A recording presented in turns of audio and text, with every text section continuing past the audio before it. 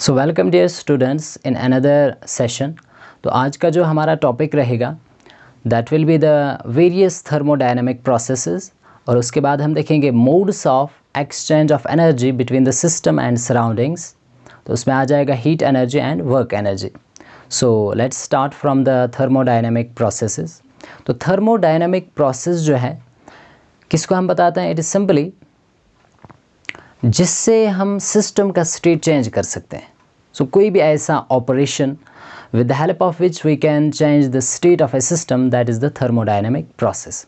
So let's define thermodynamic process. It is any operation which changes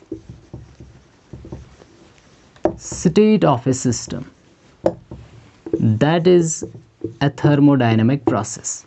So any operation, कोई भी ऐसा operation जिससे हम सिस्टम का स्टेट चेंज कर सकते हैं, तो that's called the thermodynamic process. So let's see the various thermodynamic processes. First जो हम देखेंगे that is the isothermal process. Isothermal process, so ये कौन सी प्रोसेस होगी? It is that process which is carried out at constant temperature. ISO you already know, SAM, that means constant. Therm means heat, तो heat actually temperature, तो यहाँ पे आप याद रखेंगे any process which is carried out at constant temperature, that is called the isothermal process. So any process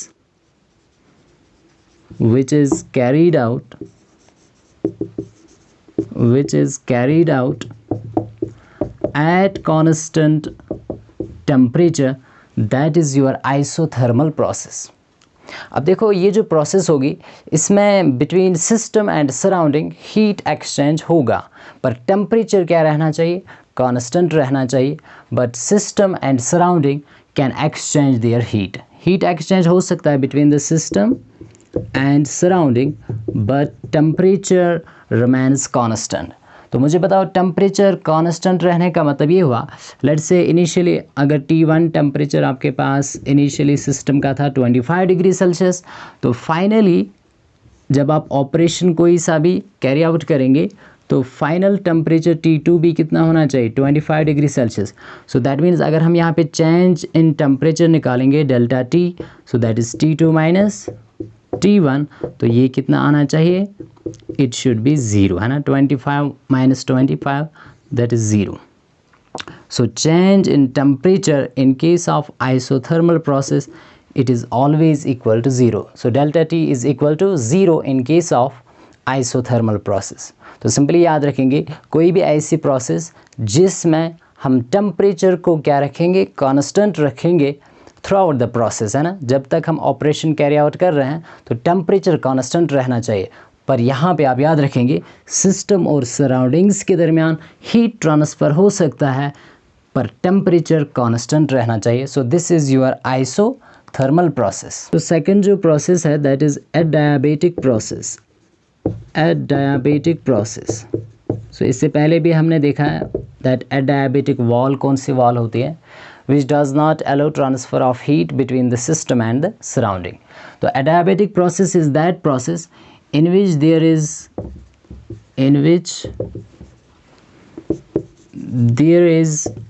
no heat transfer, ठीक है ना, between system and surroundings, so that is your adiabatic process. So कोई भी ऐसी process जिसमें कोई भी heat transfer नहीं होना चाहिए, so neither heat should enter into the system nor heat should go out of the system, तो that is your adiabatic process. So in which there is no heat transfer between the system and the surrounding. तो that means यहाँ पे जो आपका system है it is completely isolated from the surroundings. System यहाँ पे कैसा होना चाहिए? आइसोलेटेड होना चाहिए। So there should be an adiabatic wall, that means which will not allow transfer of heat between the system and the surrounding. जैसे हम देखते हैं in case of thermos flask के अंदर आप देखते हो that there is no exchange of heat between the system and surrounding, so that अगर वहाँ पे हम कोई प्रोसेस कैरी आउट कर रहे हैं तो that is your adiabatic process in which there is no heat transfer, there is no heat exchange between the system and the surroundings, so that's your adiabatic process.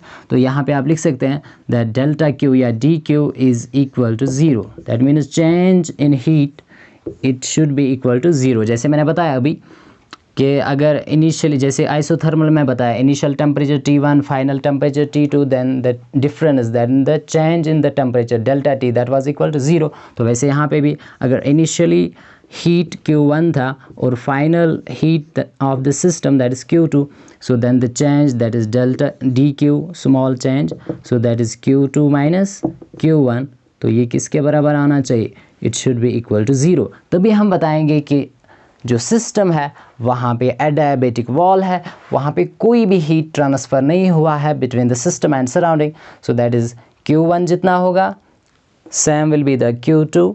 So Q2 minus Q1 that will come out to be 0. So dQ is equal to 0 in case of adiabatic process. Now let's see the third type of process, that is the isobaric process. So third is isobaric process. तो किसको बताएंगे?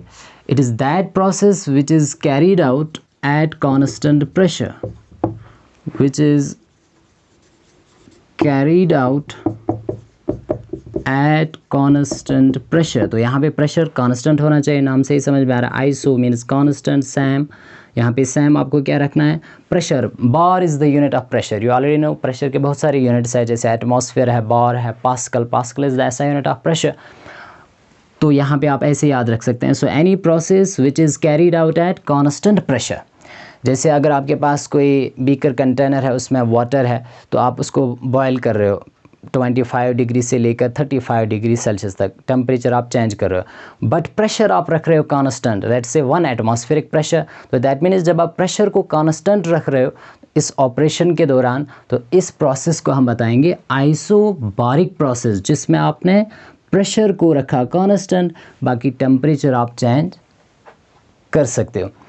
So that's your isobaric process.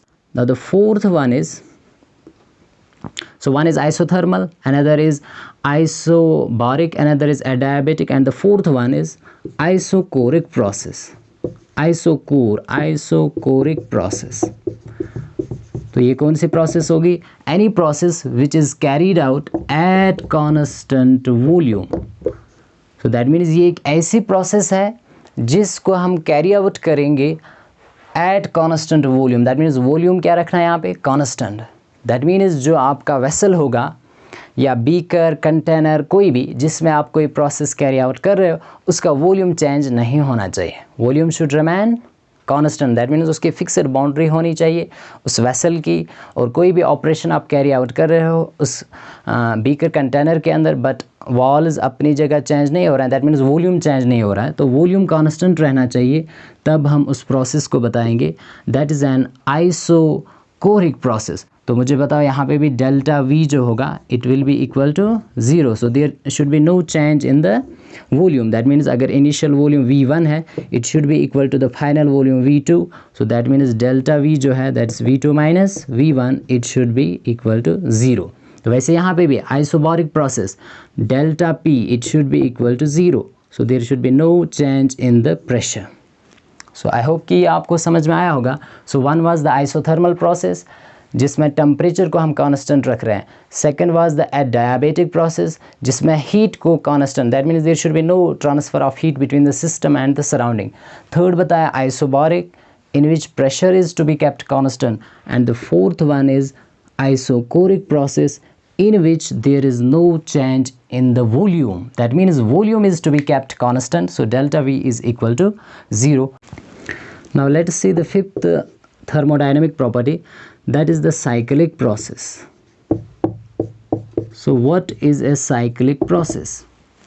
So any process in which a series of changes are carried out and then finally system reaches to its initial state. So पहले define करते हैं. So a process in which a series of changes in which a series of changes are carried out and finally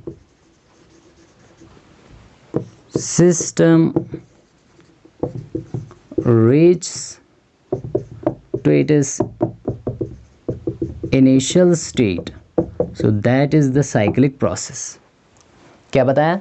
एक ऐसी process जिसमें हम एक system के अंदर बहुत सारे चेंजेस कैरी आउट कर रहे हैं. So a series of changes are carried out and finally, पर जब हमने बहुत सारे चेंजेस किए सिस्टम के अंदर, पर finally system reach to its initial state.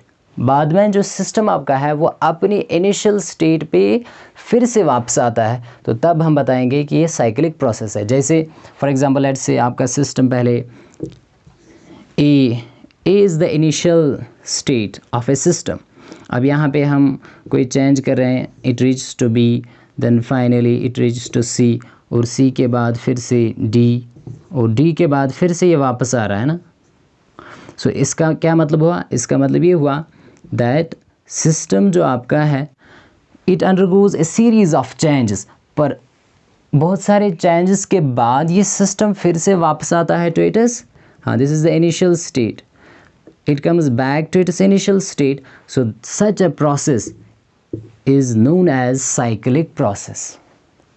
So simply any process in which a number of changes are carried out, तो system finally फिर वापस आ जाता है to its initial state. So that's called the cyclic process. तो ये जो cyclic process है, it takes place in case of Carnot engine. Carnot cycle उसको हम कहते हैं. सो Carnot साइकिल इज़ ए, वहाँ पे साइक्लिक प्रोसेस होती है. तो ये आप एग्जाम्पल के तौर पे याद रख सकते हैं दैट साइक्लिक प्रोसेस कहाँ पे होती है? Carnot engine, Carnot cycle. Now let's see the next sixth thermodynamic process, that is the reversible process. So it's another thermodynamic process. तो नाम से ही समझ में आ रहा है reversible, that means which can be reversed. एक ऐसी प्रोसेस जिसको हम रिवर्स कर सकते हैं. पर एक्चुअली इसको डिफाइन कैसे किया जाता है, कौन सी प्रोसेस रिवर्सिबल होती है और ये कब पॉसिबल है? सो any process which is carried out, any process which is carried out infinitesimally, ये टर्म आपको यहाँ पे याद रखने, this very important, infinitesimally slowly, so that all the changes which are carried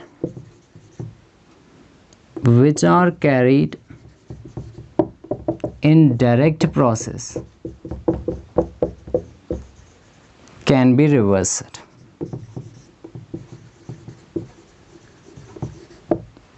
So this will be the definition for a reversible process. फिर से बता रहा हूँ, कोई भी ऐसी प्रोसेस जिसको हम इतना स्लोली कैरी आउट करेंगे, which is carried out infinitesimally slowly. Term is to be noted. It is infinitesimally slowly. That means process को कैरी आउट करना है बहुत ही ज़्यादा स्लोली. Infinitesimally slowly, इतना स्लोली कैरी आउट करना है so that, ताकि all the changes which are carried in direct process, ताकि जो चेंजेस हम कर रहे हैं डायरेक्ट प्रोसेस में कैन बी रिवर्स, ताकि उनको हम फिर से क्या कर सकते हैं? रिवर्स कर सकते हैं. सो that is a reversible process. जैसे आपने सुना होगा रिवर्सिबल रिएक्शन, है ना.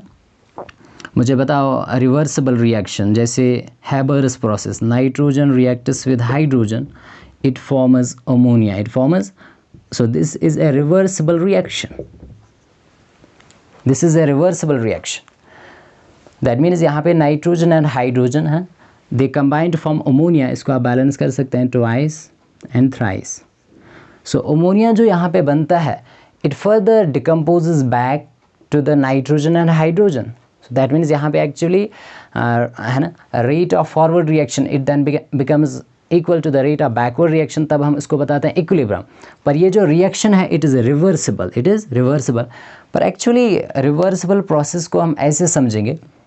सो रिवर्सिबल प्रोसेस को समझने के लिए हम एक वेसल लेंगे जिसके अंदर हम कोई गैस ले रहे हैं. Let's say this is a vessel which contains some gas in it. और यहाँ पे इस कंटेनर में हम रख रहे हैं a piston. So this is your piston. अब ये पिस्टन कैसा होता है मैंने ऑलरेडी बता के रखा है आप लोगों को. पिस्टन को हम मूव कर सकते हैं, तो इसके पास 2-3 प्रॉपर्टीज़ होते हैं. One is that it is movable. इसको नीचे भी ला सकते हैं, ऊपर भी ले सकते हैं, तो ये फ्री होता है, मूवेबल होता है. दूसरी बात, it is frictionless. It doesn't cause any type of friction. Similarly, weightless. So we take a movable, frictionless, weightless piston. अब यहाँ पे ये जो पिस्टन हमने ले लिया, पिस्टन के ऊपर यहाँ पे हम रखेंगे a pile of sand, a heap of sand. Sand के कुछ particles हम रख रहे हैं. So this is a pile of sand. Sand का छोटा सा ढेर हमने रखा. Pile of sand. किसके ऊपर? इस पिस्टन के ऊपर. अब मुझे बताओ, सैंड जो है इसका वेट भी होगा डेफिनेटली, है ना, इसका मास. और ये जो पिस्टन है, पिस्टन के ऊपर एटमॉस्फेरिक गैसेस है, तो वो भी क्या कर रहे हैं? प्रेशर अप्लाई कर रहे हैं. और पिस्टन तो ऑलरेडी हमने बताया वेटलेस है. अब अगर इसका भी, पिस्टन का भी वेट भी होगा थोड़ा सा, तो दैट मीन्स पिस्टन का वेट, सैंड, ये जो पाइल ऑफ सैंड है इसका वेट और एटमॉस्फेरिक प्रेशर, तो वो इस पिस्टन को कहाँ लाएंगे? नीचे लाएंगे. तो उस प्रेशर को हम कहेंगे external pressure. So P external. So what is P external? It is the external pressure. It is the external pressure. और ये सम ऑफ 3 फोर्सेस है या प्रेशर्स है. One is because of weight of pile of sand, another is because of atmospheric pressure, another is due to this piston. अगर ये weightless है तो नहीं है, अगर थोड़ा सा वेट होगा भी, तो उन तीनों का जो सम है उसको बताएंगे हम external pressure. So external pressure it is due to, किस किस की वजह से है? One is the atmospheric pressure, another is pressure exerted by the pile of sand, and the third is due to piston. अगर पिस्टन का भी थोड़ा सा प्रेशर हम कंसिडर कर रहे हैं तो एक्सटर्नल प्रेशर की वजह से पिस्टन कहाँ आ रहा है? नीचे आ रहा है. अब मुझे बताओ, गैस अंदर है. सो गैस की इंपॉर्टेंट प्रॉपर्टी क्या होती है? That it exerts pressure. So when gas molecules, yes, they exert pressure because they are free to move. They show all the 3 types of motion. They collide with each other as well as with the walls of the container, so thereby exerting pressure. तो अब इस pressure की वजह से piston कहाँ जाएगा? Piston upwards जाएगा. ठीक है ना. सो गैस का जो प्रेशर है उसको हम दिखाएंगे P gas. So this is the pressure exerted by the gas, internal pressure. So एक है एक्सटर्नल प्रेशर बाहर से जो पिस्टन को नीचे ला रहा है, और अंदर से गैस का प्रेशर है जो पिस्टन को ऊपर ले रहा है. Now let's say that the external pressure it is equal to the pressure exerted by the gas. तो मुझे बताओ पिस्टन कहाँ जाएगा? Neither above nor below. ये स्टैटिक रहेगा, बस एक ही जगह पे, रेस्ट में, क्योंकि जितना प्रेशर बाहर से एक्सटर्नल प्रेशर है जो पिस्टन को नीचे ला रहा था, उतना ही प्रेशर हम बता रहे हैं किसका है? गैस का है. तो पूरा बैलेंस हो गया. So external pressure it is equal to the pressure exerted by the gas.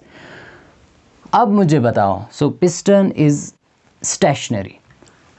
यहाँ पे ये जो पाइल ऑफ सैंड है, अगर हम एक सैंड का पार्टिकल यहाँ से उठाएंगे, एक पार्टिकल सैंड का, वो तो कितना होगा? बहुत छोटा होगा, स्मॉल पीस ऑफ सैंड हम उठा रहे हैं. कहाँ से? From this pile of sand. तो क्या होगा? थोड़ा सा पिस्टन ऊपर जाएगा, थोड़ा सा पिस्टन ऊपर जाएगा, पर फर्दर फिर से उसके बाद ये अपने इक्विलिब्रियम को मेंटेन करना चाहेगा. सो दैट मीन्स थोड़ा सा पिस्टन जाएगा ऊपर और फिर से वापस आ जाएगा. So equilibrium is maintained between the system and surrounding, तब हम बताते हैं that this is a reversible process. This process is a reversible process. So what is a reversible process? क्या बताया हमने? That it is that process which is carried out infinitesimally slowly, मतलब बहुत ज़्यादा स्लोली ये कैरी आउट करना है. जैसे अभी बताया, देखो एक ही बार में हम पूरा पाइल ऑफ सैंड को नहीं उठा रहे हैं, हम पहले एक पार्टिकल को उठा रहे हैं, सैंड पार्टिकल. तो उससे क्या होगा, थोड़ा सा पिस्टन ऊपर आएगा और फिर से ये it will tend to maintain its equilibrium. तो दैट मीन्स ये फिर से वापस आ जाएगा अपनी पोजीशन पे. अब अगर दूसरा पार्टिकल मैं उठा रहा हूँ तो फिर से यही होगा, दैट पिस्टन आ जाएगा थोड़ा सा ऊपर, है ना, और फिर से ये अपना इक्विलिब्रियम मेंटेन करेगा. तो इस वक्त इसको हम क्या बताएंगे, दैट दिस प्रोसेस जो हम ये कर रहे हैं, एक एक पार्टिकल उठा रहे हैं और इससे पिस्टन थोड़ा सा ऊपर जा रहा है और फिर से अपनी जगह पे वापस आ रहा है, तो this is a reversible process because it is carried out infinitesimally slowly. और यहाँ पे आप नोट डाउन क्या करेंगे, that in a reversible process equilibrium is maintained. Equilibrium is maintained. यहाँ पे हमेशा इक्विलिब्रियम मेंटेन रहता है बिटवीन किस किस के दरमियान, सिस्टम एंड सराउंडिंग. ठीक है ना. ये जो आपका पूरा गैस है, ये आपका सिस्टम है, और बाहर जो है दैट इज़ द सराउंडिंग. तो इनके दरमियान हमेशा क्या रहता है, इक्विलिब्रियम रहना चाहिए. तब हम बता सकते हैं that process is reversible. So a process which is carried out infinitesimally slowly, मतलब बहुत ज़्यादा स्लोली प्रोसेस को कैरी आउट करना होता है, सो दैट ताकि जितने भी चेंजेस डायरेक्ट प्रोसेस में होते हैं उनको हम रिवर्स कर सकते हैं. जैसे ये एक पार्टिकल हमने उठाया, पिस्टन थोड़ा सा ऊपर आया, पर फिर से ये वापस आ रहा है अपने पोजीशन पे in order to maintain the equilibrium. तो that means equilibrium is here maintained between system and surrounding. So this is a reversible process. But note down, ऐसी कोई भी ये जो reversible process, it is an ideal process. जैसे आपने पढ़ा है आइडियल गैस, तो आइडियल गैस कोई होता है, there is no such any gas which is 100% ideal. तो आप वैसे ही याद रखेंगे, reversible process is an ideal process. So there is no actually any such process which you can observe in your daily life जो क्या होगी, reversible. तो that means all processes are irreversible. So now let's see another thermodynamic process that is irreversible process. So another is irreversible process. So what is an irreversible process?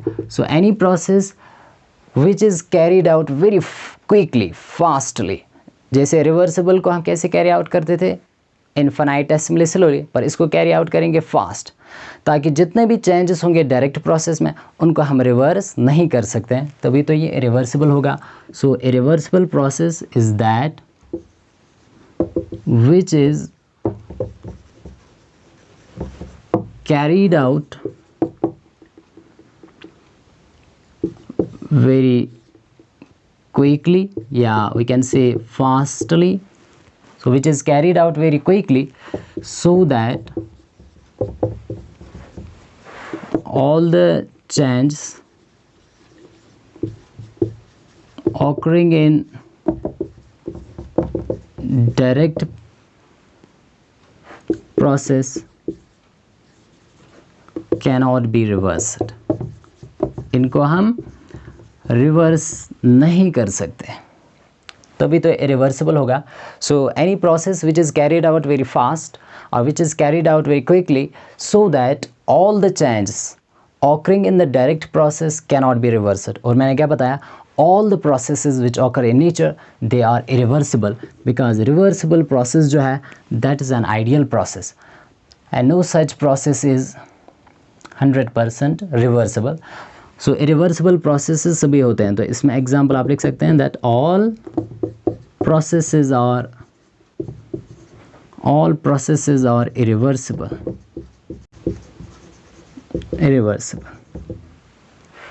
So this was what is a reversible process and what is an irreversible process. तो इसमें आप एक बात और note down करेंगे, जो अभी हमने देखा साइक्लिक प्रोसेस, तो आप नोट डाउन करेंगे that in cyclic process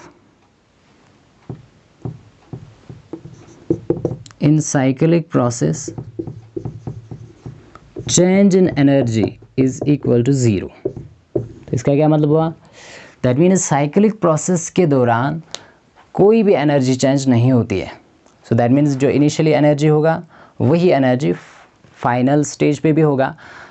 So that's why change in energy delta E it will be equal to 0 in case of cyclic process. Cyclic में मैंने बताया था that system undergoes a number of changes, पर उन सभी changes के बाद it returns back to its initial state. So that's why there is no change in the energy. So delta E is equal to 0 in case of cyclic process.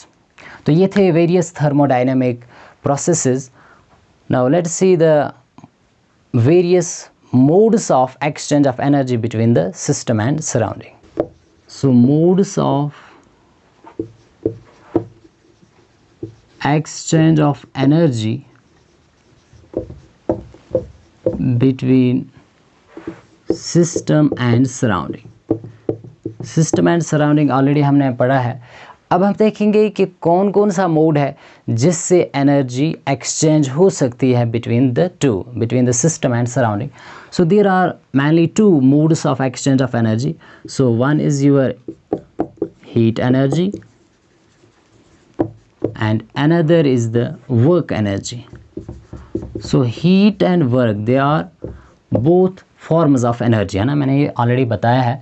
चाहे heat या work ये दोनों energy के forms है।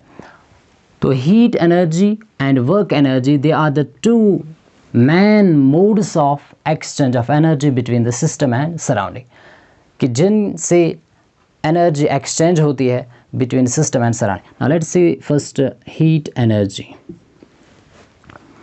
तो बताओ मुझे ये हीट एनर्जी कब एक्सचेंज होता है between the system and surrounding?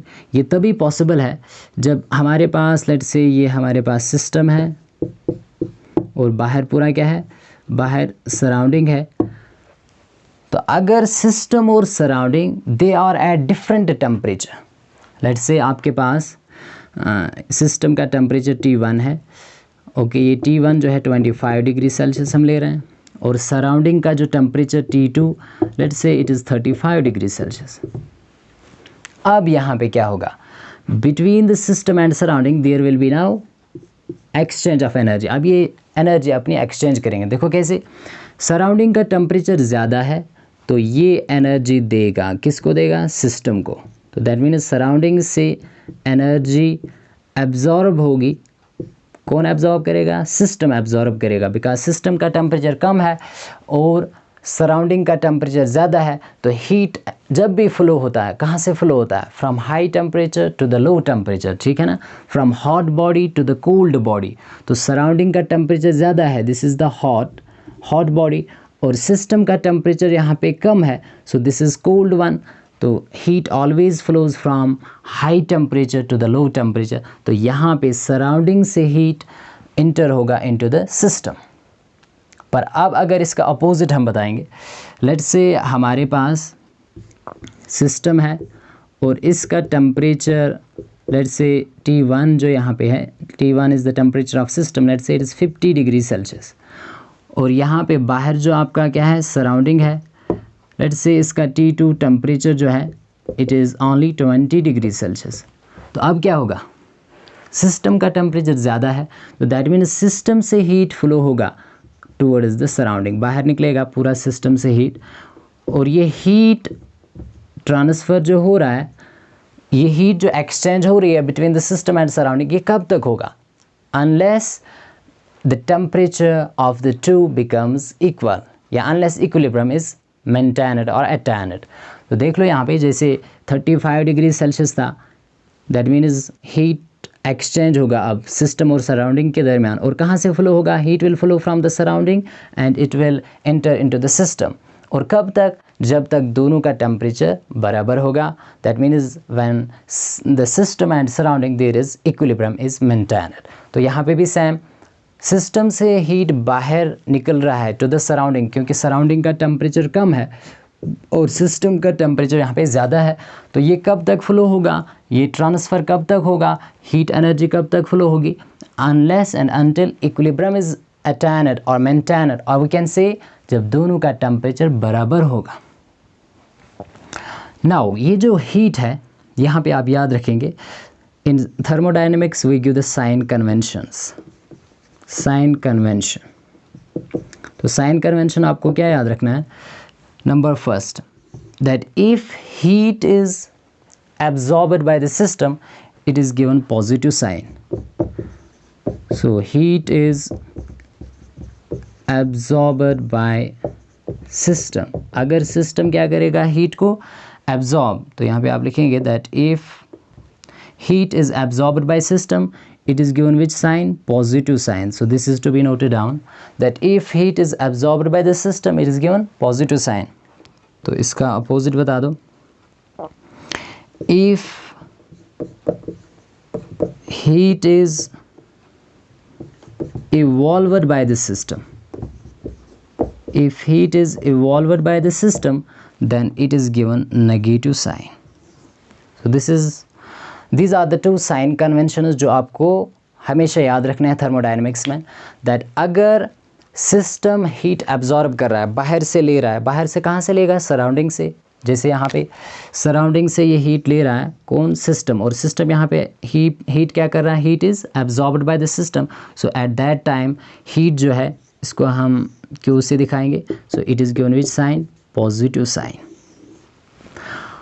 And when heat is evolved by the system, मतलब सिस्टम हीट रिलीज़ कर रहा है, बाहर दे रहा है, इवॉल्व हो रहा है हीट, और बाहर कौन एब्जॉर्ब फिर करेगा? सो it will be definitely absorbed by the surroundings. Absorbed by the, अगर सिस्टम इवॉल्व कर रहा है तो एब्जॉर्ब कौन करेगा? सराउंडिंग. बिकॉज थर्मोडायनेमिक्स में दो ही चीज़ें होती हैं, one is the system and other is the surrounding. तो जब सराउंडिंग एब्जॉर्ब करेगा और सिस्टम इवॉल्व करेगा, it is given negative sign. So at that time Q is given negative sign. These are the sign conventions which you will note down. अब इसको हम ऐसे भी कह सकते हैं that if heat flows from surrounding to the system, अगर heat कहाँ से फ्लो हो रहा है? सराउंडिंग से towards the system, तो तब हम Q को क्या साइन देते हैं? पॉजिटिव. और we can simply say that if heat is absorbed by the system, it is given positive sign. And if heat is evolved by the system, और जब सिस्टम इवॉल्व करेगा तो एब्जॉर्ब कौन करेगा? Surrounding. So at that time heat is given negative sign. So this is heat के sign conventions. अब इस heat energy के आप यूनिट्स भी बताएंगे. So can you tell me heat का जो यूनिट है? सो दैट इज़ बहुत सारे यूनिट्स है. वन इज़ जूल हमारे पास. सिमिलरली अर्ग, ये ऐसा यूनिट रहेगा. CGS यूनिट्स अर्ग है. Similarly another unit is calorie. So we are having joule, erg and calorie. और यहाँ पे आप रिलेशनशिप आप याद रखेंगे इन यूनिट्स के दरमियान. तो ये यूनिट्स रहेंगे हीट एनर्जी के लिए, क्योंकि एनर्जी का यूनिट जूल. सो 1 जूल कितना होता है? 10⁻⁷ अर्ग. और सिमिलरली आप याद रखेंगे 1 कैलोरी जो होता है, 1 calorie it is 4.184 joule. So 1 joule is 10⁻⁷ अर्ग एंड 1 कैलोरी इज़ 4.184 जूल. तो आप मुझे क्या आप बता सकते हैं इन तीन में से किसका बड़ा वैल्यू होगा? अगर मैं बताऊंगा मेरे पास 1 जूल है और 1 कैलोरी है और 1 अर्ग है. So can you tell me among these 3 किसका वैल्यू बड़ा होगा और किसका वैल्यू कम होगा? क्या ऑर्डर आप बता सकते हैं? So write down.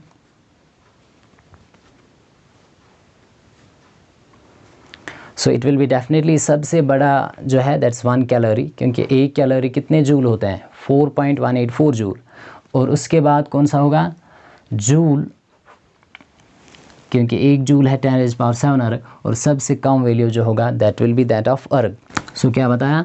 That 1 calorie जो है ये सबसे बड़ा होता है. 1 कैलोरी किससे?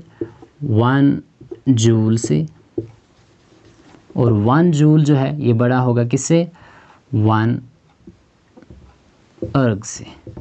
सो अर्ग is the CGS unit, joule is the SI unit, और कैलोरी भी हम पहले यूज़ करते थे. तो ये था what is heat energy. Now let's C work energy. Second one, work energy. तो अब हमने क्या याद रखना? What is heat? Heat is a form of energy which is exchanged between system and surrounding when the two are at different temperature. So ये आप इसकी क्या लिख सकते हैं, डेफिनेशन लिख सकते हैं, या इसके लिए ये हाँ डेफिनेशन ही रहेगा, इसको कैसे हम डिफ़ाइन कर सकते हैं. सो आप लिखेंगे heat is a form of energy which is exchanged between system and surrounding when they are at different temperature. Heat तब तक ही फ्लो होगा जब तक दोनों का टेम्परेचर क्या होगा, डिफरेंट होगा. अगर सिस्टम और सराउंडिंग का टेम्परेचर सेम है so there will be no flow of heat, वहाँ पे हीट ट्रांसफ़र नहीं होगा. तो क्या याद रखा, that heat is a form of energy which is exchanged between the system and surrounding when they are at different temperature. Similarly, work is also a form of energy. So, क्या लिखेंगे, work is also a form of energy which is exchanged. ये भी क्या होता है, exchange होता है, which is exchanged between system and surrounding.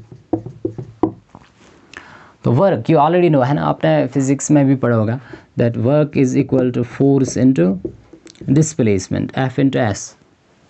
So a work is said to be done when a force is applied on a body and it displaces, है ना. किसी भी बॉडी पे आप फोर्स अप्लाई कर रहे हैं और वो डिस्प्लेस हो रहा है अपनी जगह से, सो देन वी से work is said to be done. तभी हम कह सकते हैं कि काम हो गया है, कि जब हम किसी बॉडी पे फोर्स अप्लाई करेंगे और वो डिस्प्लेस होगा. अब ये जो वर्क एनर्जी है, work energy it is of two types. Work is of two types. एक होता है इलेक्ट्रिकल वर्क, और दूसरा जो होता है that is the mechanical work. So one is the electrical work and another is the mechanical work. So what is an electrical work, नाम से ही समझ में आ रहा है ना. इलेक्ट्रिसिटी जब हम पास करेंगे, तो फॉर एग्ज़ाम्पल इसकी एग्ज़ाम्पल जो है that is the electrolysis of water. या किसी भी चीज़ का आप इलेक्ट्रोलिसिस कर रहे हैं, ठीक है ना, इलेक्ट्रोलिसिस ऑफ सॉल्ट NaCl. तो जब आप वाटर में इलेक्ट्रिसिटी पास कर रहे हैं तो वहाँ पे फिर ये पूरा आयोनाइज हो जाता है ना. पहले आयॉन्स मिलेंगे आपको, H पॉजिटिव और H नेगेटिव, और फिर ये आयॉन्स मूव हो जाते हैं, फिर आपको प्रोडक्ट्स मिलते हैं इलेक्ट्रोड्स पे, कैथोड पे और एनोड पे. तो दैट मीन्स यहाँ पे जब आपने इलेक्ट्रिसिटी पास की, किसमें, वाटर के थ्रू इलेक्ट्रिसिटी पास की, तो वहाँ पे आयॉन्स मूव होने लगे. तो ये क्या हुआ, मोमेंट है ना, दैट मीन्स वर्क. जब आपने इलेक्ट्रिसिटी पास की और उसकी वजह से आयॉन्स डिस्प्लेस हो गए, so that is the electrical work. पर यहाँ पे जो हमें देखना है that is the mechanical work, और it's also known as pressure volume work. Pressure volume work इसको हम कहते हैं. So mechanical work is also known as pressure volume work, और यही यहाँ पे हमें देखना है. So let's see. So mechanical work, या इसको हम क्या बताते हैं, मैकेनिकल वर्क, या इसको हम बताते हैं pressure volume work. Pressure volume work. So what is a mechanical work और प्रेशर.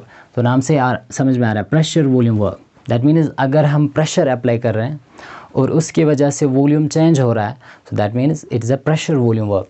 तो ये हम देखेंगे, ये हम कहाँ पे देखेंगे, गीस में. For example let's see we are having a jar. हमारे पास एक जार है और जिसके अंदर हमने लिया है कोई भी gas. So let's see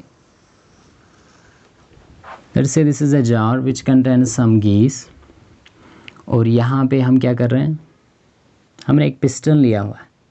so what is a piston. Piston अभी मैंने बताया जिसको हम मूव करवा सकते हैं, राइट, मूवेबल होता है. और क्या बताया था, it's frictionless and weightless. So we are taking this a frictionless weightless piston. और इसके अंदर हमने गैस ले लिया, और इस गैस का लेट से वॉल्यूम V है, और इस गैस का प्रेशर जो है दैट इज़ P। ठीक है यहाँ तक? सो राइट। और इसका जो एरिया है पिस्टन का है ना, जो यहाँ पे हमने रखा पिस्टन, सो लेट्स से इसका एरिया ऑफ क्रॉस सेक्शन जो है that is A। So area of cross section कितना हमने बताया? Area of cross section A, let's say A centimetre square, क्योंकि यूनिट अगर हम लिखेंगे तो क्या होगा? सेंटीमीटर स्क्वायर एरिया का, because area is equal to length into breadth, so that is centimetre into centimetre, that centimetre square. Now अब हम यहाँ पे क्या देख रहे हैं? Pressure volume work. तो क्या हुआ इसका मतलब कि अगर हम यहाँ पे प्रेशर अप्लाई कर रहे हैं, प्रेशर से पिस्टन कहाँ जाएगा? अगर हम प्रेशर यहाँ पे अप्लाई करेंगे डाउनवर्ड्स है ना, मतलब ऊपर से प्रेशर अप्लाई करें तो पिस्टन नीचे आएगा, तो वॉल्यूम क्या होगा? वॉल्यूम कम हो जाएगा। So that's the pressure volume work. या सिमिलरली अगर अंदर से गैस ज़्यादा प्रेशर अप्लाई कर रहा है तो पिस्टन कहाँ जाएगा? ऊपर जाएगा, तो उस वक्त भी वॉल्यूम चेंज होगा, तो तभी इसको हम कहते हैं प्रेशर वॉल्यूम वर्क, और it is simply mechanical work. तो पहले यहाँ पे हम देखेंगे work of expansion. Work of expansion that means जब ये गैस क्या हो जाएगा? एक्सपैंड हो जाएगा, तो उस वक्त उसको क्या बताएंगे? Work of expansion. So work of expansion जो है ये कब होगा? जब यहाँ पे लेट्स से जो एक्सटर्नल प्रेशर है ना, P एक्सटर्नल प्रेशर, और यहाँ से ये जो गैस का प्रेशर होगा उसको बताएंगे pressure of gas. Pressure of gas, let's say external pressure जो है ये कम है और गैस का प्रेशर ज़्यादा है, pressure of gas is more than the external pressure, तो तब क्या होगा? तब सिंपली जब गैस का प्रेशर ज़्यादा है, एक्सटर्नल प्रेशर क्या है? कम है, तो गैस की प्रेशर की वजह से पिस्टन कहाँ जाएगा? ऊपर जाएगा। तो दिखा दो यहाँ पे, लेट्स से डॉटेड से अब हम दिखा रहे हैं किसको? पिस्टन को। पिस्टन अब कहाँ चला गया? यस, पिस्टन अब ऊपर आ जाएगा। So just like that. फिर से यहाँ पे आप बताएंगे ये पिस्टन था यहाँ पे, अब एक्सटर्नल प्रेशर कम है, एक्सटर्नल प्रेशर कम है, गैस का प्रेशर क्या है? ज़्यादा है, तो डेफिनेटली गैस के प्रेशर की वजह से पिस्टन कहाँ जाएगा? ऊपर जाएगा। तो दैट मीन्स यहाँ पे वॉल्यूम अब क्या हुआ? वॉल्यूम चेंज हो गया। सो लेट्स से यहाँ से यहाँ तक ये पिस्टन जो ऊपर आ गया, इसने लेंथ जो कवर की, let's say that is DL, small change in length. ठीक है ना? सो DL जो है it represents small change in length. Now we know that pressure किसके बराबर होता है? Pressure is force per unit area. Pressure is force per unit area. Pressure किसके बराबर होता है? Force per unit area. तो therefore मुझे बताओ force किसके बराबर होगा? That is pressure into area. Pressure into area. अब मुझे बताओ गैस ने क्या किया? गैस ने यहाँ पे काम किया, गैस ने यहाँ पे काम किया। कैसे काम किया? क्योंकि गैस ने पिस्टन को ऊपर ले लिया, तो दैट मीन्स गैस ने फोर्स अप्लाई किया। सो what is work? Work is the force into displacement. तो गैस ने फोर्स अप्लाई किया पिस्टन पे और पिस्टन डिस्प्लेस हुआ अपनी जगह से, यहाँ से ये मूव हुआ। Okay, let's say it moves from this point A up to this point B, तो दैट मीन्स डिस्प्लेस हो गया पिस्टन। तो दैट मीन्स ये काम किसने किया? गैस ने काम किया। सो this is work done by the gas, और इससे ये एक्सपैंड हो गया। सो this is called work of expansion. Now let's से the small amount of work done by the gas, उसको रिप्रेजेंट हम करेंगे DW से। So what is DW? It is the small amount of work done. किसने किया? Gas ने किया। तो ये किसके बराबर होगा? Work. Work is equal to force into displacement, है ना? Force into displacement, force into displacement. तो मुझे बताओ फोर्स का वैल्यू मैं क्या लिखूँगा? P into E. P is the pressure, A is the area, into displacement. Displacement यहाँ पे कितना इसने निकाला? DL। कितना ये डिस्प्लेस हो गया है ना? DL, small change in length. अब मुझे बताओ area into length, that is the volume. तो कैसे लिखेंगे इसको? इसको लिखेंगे pressure into volume, small change in volume, तो उसको लिखेंगे DV से। So what is DV? DV is the small change in volume, क्योंकि area into length that's your volume, because volume किसके बराबर होता है, length into breadth into height, तो area into length D L that's your volume. तो that means थोड़ा सा volume इसका क्या हो गया, चेंज हो गया, तो that is D V, small change in volume. So this is your work done by the gas, तो इसको बताएंगे वर्क ऑफ एक्सपेंशन। क्या बताएंगे, वर्क ऑफ एक्सपेंशन। पर यहाँ पे आप नोट डाउन करेंगे कि ये जो वर्क ऑफ एक्सपेंशन है इसका साइन नेगेटिव, तो यहाँ पे भी साइन कन्वेंशन, यहाँ पे भी, so you will note down the sign convention. जैसे आपने किसके लिए साइन कन्वेंशन देखा, हीट के लिए, सो राइट डाउन। अब किसके लिए देखेंगे, अब देखेंगे हम फॉर work. So write down the first sign convention. तो पहला साइन कन्वेंशन क्या क्या याद रखेंगे, that work is given negative sign. कब देंगे negative sign, if work is done by the system. So W is equal to negative if work is done by the system. अगर काम कौन करेगा, सिस्टम करेगा, और किस पे करेगा, ऑन द सराउंडिंग्स, क्योंकि थर्मोडायनेमिक्स में दो ही चीज़ें होती है। तो यहाँ पे गीस काम कर रहा है, तो ये जो गीस है इस कंटेनर के अंदर, इसको आप ऑब्जर्व कर रहे हो, ये एक्सपेरिमेंट हम कर रहे हैं, तो what is this, this is system, ये पूरा आपका सिस्टम है। और काम भी कौन कर रहा है, सिस्टम ही तो कर रहा है, गीस ही तो पिस्टन को ऊपर ले रहा है, तो that means system is doing work, so work is done by this system. तो क्या साइन देंगे, नेगेटिव, तो दैट्स वाई यहाँ पे आप लिखेंगे DW is equal to minus P into D V. Minus जो है it is a sign convention, negative sign, और ये कब हम देते हैं, when work is done by the system. अब दूसरा साइन कन्वेंशन आप खुद बता सकते हैं। So W is equal to positive, work को हम पॉजिटिव साइन देंगे इफ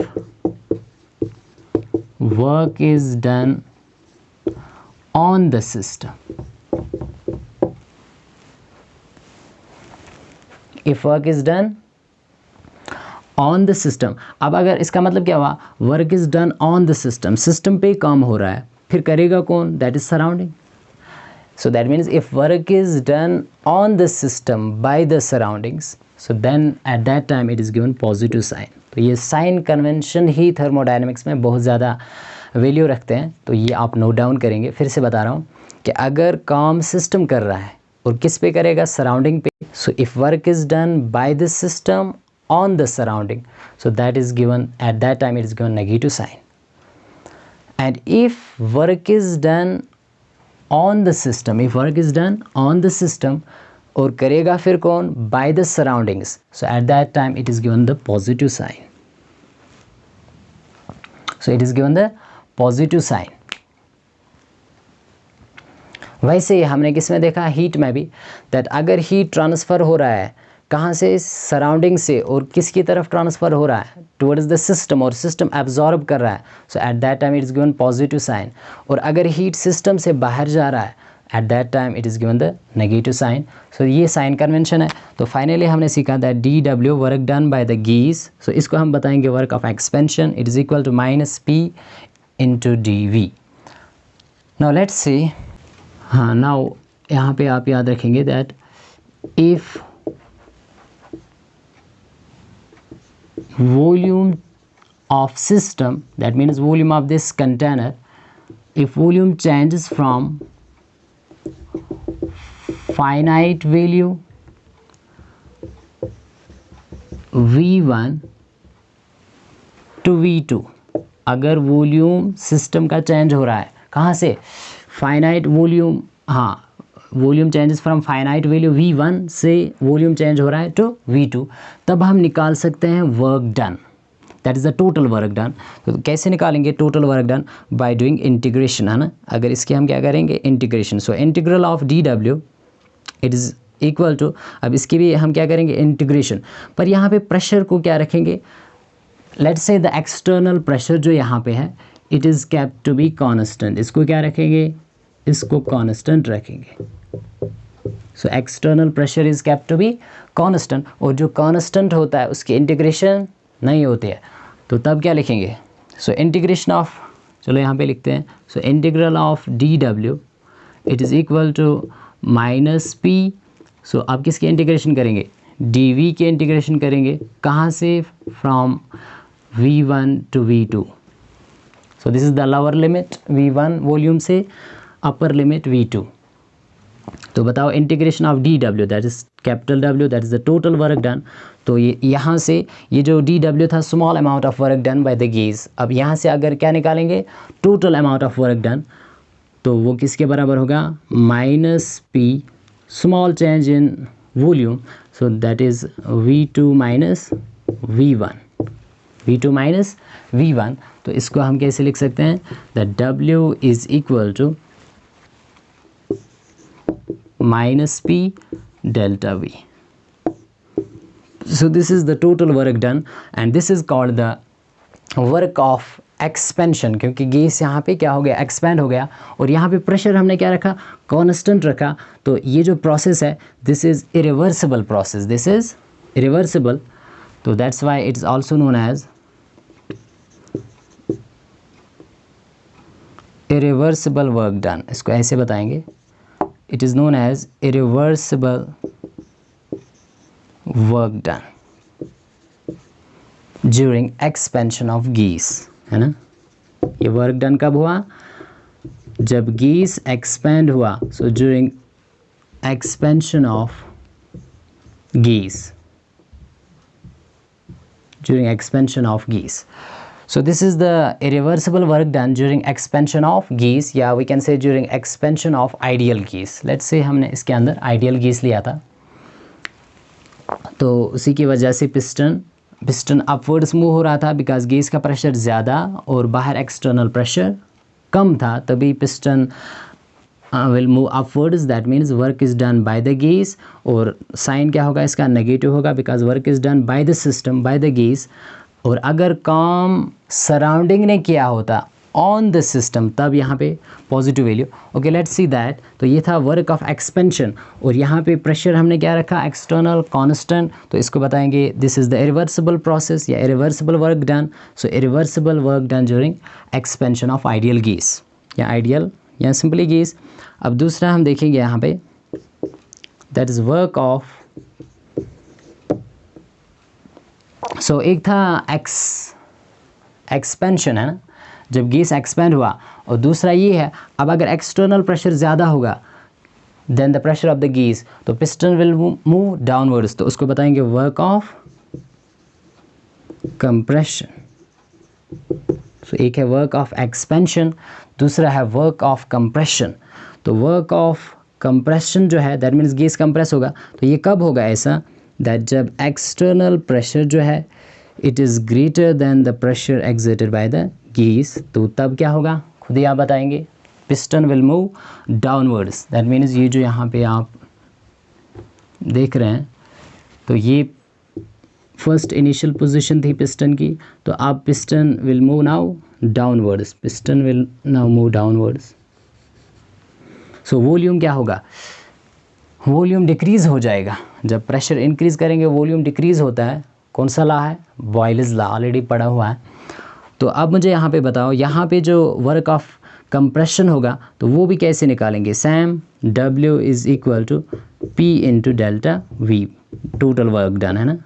या अगर आप स्मॉल चेंज निकालेंगे तो वो कैसे आप लिख सकते हैं DW is equal to P into DV, this is the small amount of work done.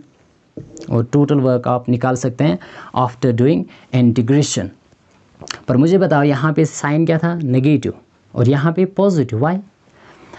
क्योंकि इस वक्त काम किसने किया, अब सराउंडिंग ने काम किया, क्योंकि बाहर से एक्सटर्नल प्रेशर जो है it is due to the atmosphere gases, और एटमॉस्फेयर पूरा वो तो सराउंडिंग है बाहर से है ना, surrounding, that means surrounding is doing ना वर्क।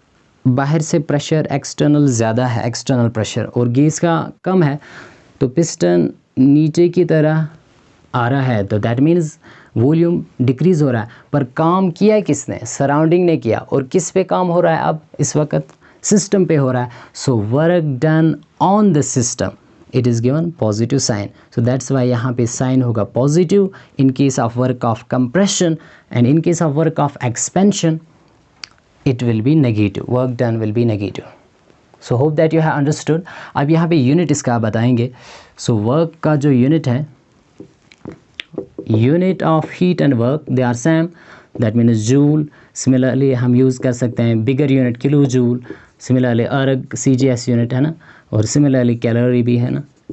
तो इनके दरमियान मैंने रिलेशनशिप ऑलरेडी बता दिया दैट 1 जूल इज़ 10⁻⁷ अर्ग एंड 1 कैलोरी इज़ 4.184 जूल।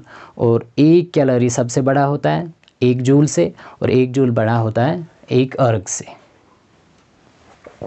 तो ये था work and heat.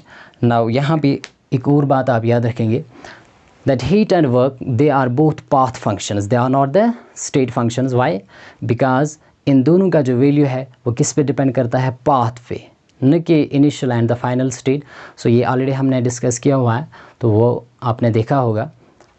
Initial and final state पे जो वैल्यू डिपेंड करते हैं उनको हम स्टेट फंक्शन कहते हैं, but heat, work and length मैंने बताया था they are the path functions. और एक बात आप याद रखेंगे कि ये जो यहाँ पे हीट एंड वर्क, अब इनमें डिफरेंस क्या है, both are the forms of energy, और दोनों से क्या होता है, energy is exchanged between the system and the surrounding. पर आप याद रखेंगे दैट हीट जो है that is a random form of energy, और वर्क जो है that is an organized form of energy. So क्या लिखेंगे यहाँ पे, that heat is a random form of energy, heat is a random form of energy and work is an organized form of energy। अब इसका क्या मतलब हुआ, it means that देखो जब हम किसी गैस को हीट दे रहे हैं, लेट्स से यहाँ पे गैस है, इसको आप क्या दे रहे हैं, इसको आप हीट दे रहे हैं, तो क्या होगा यहाँ पे, so when you are giving heat, molecules of gas उनकी काइनेटिक एनर्जी बढ़ जाएगी, they will undergo random motion, बढ़ जाएगा रैंडमनेस। तो that's why heat is random form of energy. पर जब आप इस सिस्टम पे काम कर रहे हो तो मॉलिक्यूल्स नीचे आ जाएंगे, वॉल्यूम डिक्रीज होगा, या चलो गैस यहाँ से काम कर रहा है, पिस्टन ऊपर जाएगा तो मॉलिक्यूल्स भी जाएंगे टुवर्ड्स द पिस्टन, पर यहाँ पे रैंडमनेस ज़्यादा नहीं आता है। सो दैट्स वाई इसको हम कहते हैं work is known as organised form of energy. So work is known as organised form of energy. तो ये था heat energy and the work energy, they are the two modes of exchange of energy between the system and surrounding. So hope आपने ये समझा होगा। तो आज के टॉपिक में इतना ही, नेक्स्ट टॉपिक जो रहेगा वो हम नेक्स्ट क्लास में डिस्कस करेंगे। So thank you for watching.